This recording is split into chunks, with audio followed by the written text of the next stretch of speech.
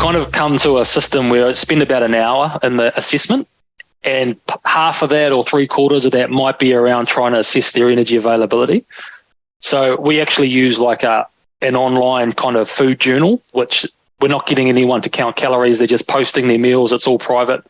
Some will do that, some won't. But then we'll go for a big dietary history. And then what those photos actually help with is just trying to assess portion size. So you can actually start to get a feel for the volume that they're eating in those meals. We know that, and that's the limitations in the field. If you assess someone's energy intake for a food record, there can be 20 to 30% of error in that.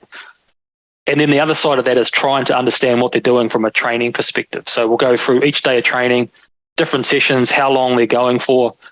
We can also, a lot of them will have devices. So they might be wearing like their Garmin watch, and they'll have access to kind of some pretty raw information around energy expenditure. You can use how quickly they're running, speeds, all those kind of things to try to get an understanding of energy expenditure. And that's pretty much what I'm doing. And then what I'll go away and do then is put the plan together based on how much energy they need and how we're going to structure that.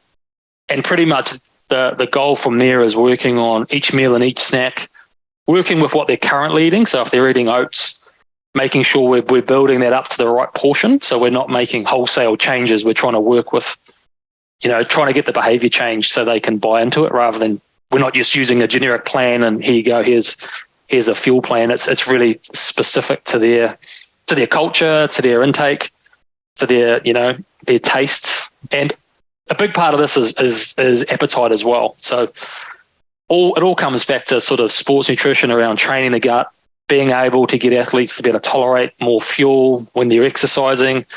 I guess the ways you go around that, and also working with their appetite. So quite often someone can be quite significantly underfueled, and we know we need to get them a lot higher. So it can be a step-by-step process. It might be getting halfway in the first 2 or 3 months and then trying to keep pushing over the next 3 or 4 months. Hi, this is Dane Baker, performance dietitian at Axis Sports Medicine and professional practice fellow from the University of Otago. You're listening to the Physical Performance Show.